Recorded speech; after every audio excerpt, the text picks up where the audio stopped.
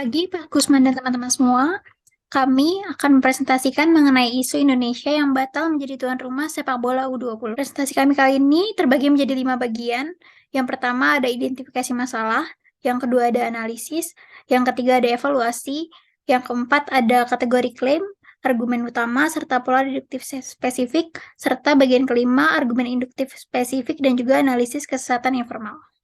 Untuk bagian pertama ada identifikasi masalah, yang dimana kami mengangkat isu mengenai sepak bola di Indonesia yang terjadi akhir-akhir ini, ketika Indonesia terpilih menjadi tuan rumah Piala U20 pada tanggal 24 Oktober 2019, yang menetapkan akan diberlangsungkannya pada tahun 2021.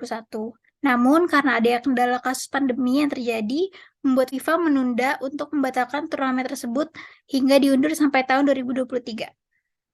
Namun, pada tanggal 29 Maret 2023, terdengar berita bahwa adanya pembatalan status tuan rumah yang telah ditetapkan di Indonesia.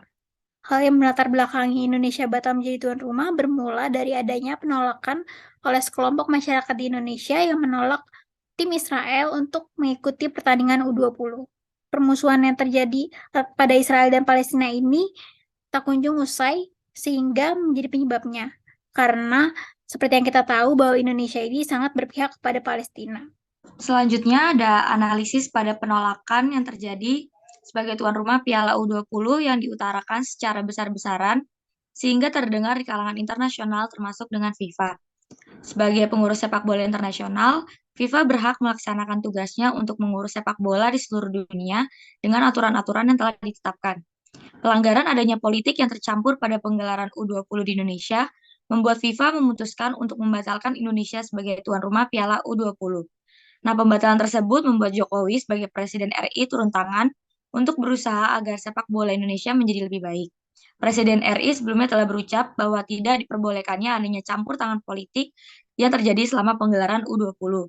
Namun, penolakan yang terjadi telah diputuskan FIFA dengan Indonesia yang terkena sanksi berupa sanksi administrasi yang berakibat Indonesia untuk sementara tidak bisa menerima bantuan dana dari FIFA Forward. Nah, gagalnya menjadi tuan rumah Piala U20 di Indonesia juga berimbas pada atlet sepak bola Indonesia yang telah dipersiapkan sebaik mungkin untuk mengikuti turnamen U20.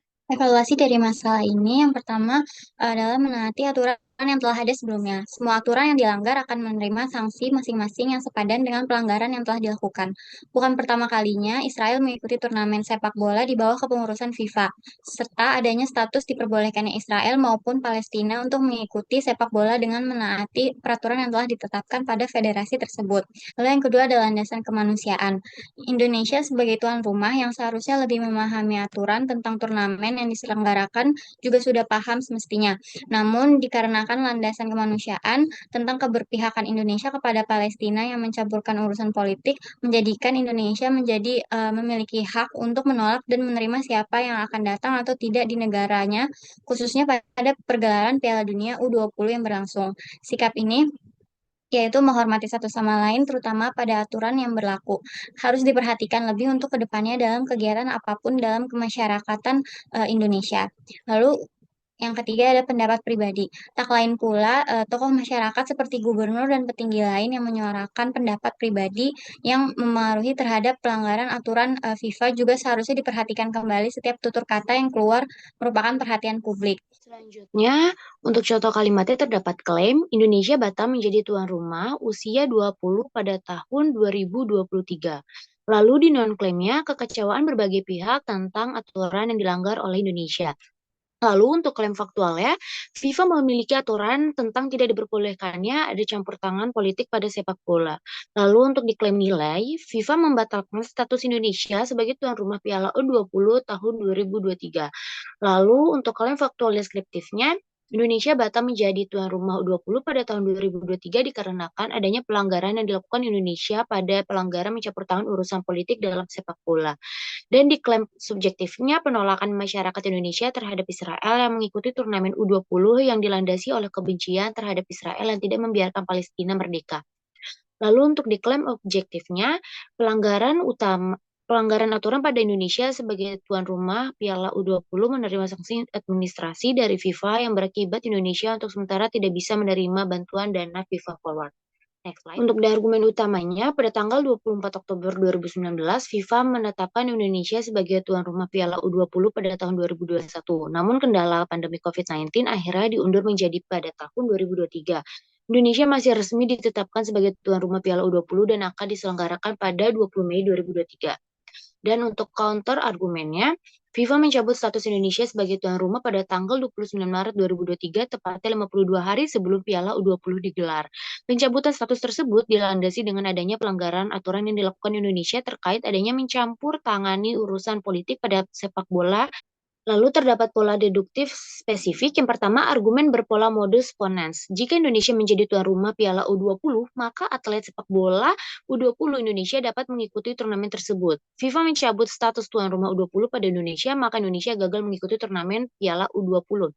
Lalu untuk argumen berpola modus tollensnya, jika Indonesia menjadi tuan rumah Piala U20, maka atlet sepak bola U20 Indonesia dapat mengikuti turnamen tersebut.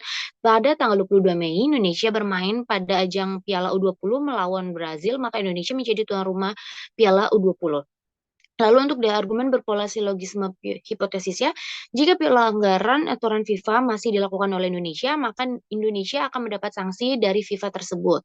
Lalu untuk argumen berpola silogisme disjunktifnya, Piala U20 tahun 2023 terjadi di Indonesia dan di Argentina. Ternyata di Argentina, jadi Piala U20 berlangsung tahun 2023 berlangsung di Argentina. Untuk argumen berpola dilemanya, apabila Indonesia menerima Israel pada Piala U20, maka Indonesia melupakan perjuangannya dalam membela kemerdekaan Palestina. Selanjutnya, argumen induktif spesifik. Yang pertama, kausalitas. Indonesia telah menolak Israel dari keikutsertaan Piala U20 sehingga telah melanggar aturan FIFA. Maka dari itu, FIFA mencabut status Indonesia sebagai tuan rumah Piala U20 karena adanya pelanggaran aturan, yaitu berupa campur tangan politik dalam sepak bola. Yang kedua, analogi.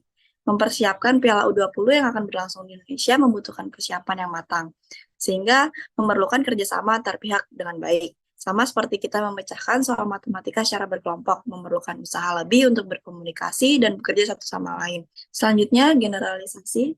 Persiapan yang dilakukan untuk turnamen Piala U20 ini sudah dipersiapkan sebaik mungkin, namun perlu disadari juga bahwa persiapan yang dilakukan perlu adanya kerjasama antar pihak serta lapisan masyarakat yang mendukung Piala U20 ini. Terkadang permasalahan kendala dalam persiapan tidak hanya tentang dana yang dikeluarkan dari pemerintah, namun kerjasama satu suara juga menjadi hal yang penting dalam persetujuan persiapan turnamen ini.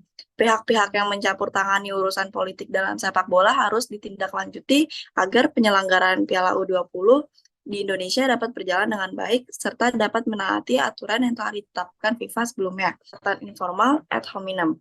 Alasan banyak pihak masyarakat Indonesia menolak adanya Israel dalam keikutsertaan dalam Piala U20 yang berlangsung di Indonesia adalah adanya keberpihakan urusan politik Indonesia kepada Palestina yang masih dijajah oleh Israel. Status tuan rumah yang di sana oleh Indonesia ini membuat masyarakat merasa memiliki kuasa lebih atas siapa yang diperbolehkan untuk mengikuti ajang Piala U20. Nyatanya, status tuan rumah yang diberikan dari FIFA berarti menyetujui aturan yang telah dibuat oleh FIFA, di mana aturan yang berlaku adalah tidak diperbolehkannya campur tangan politik dalam sepak bola. Demikian pembahasan dari kelompok kami.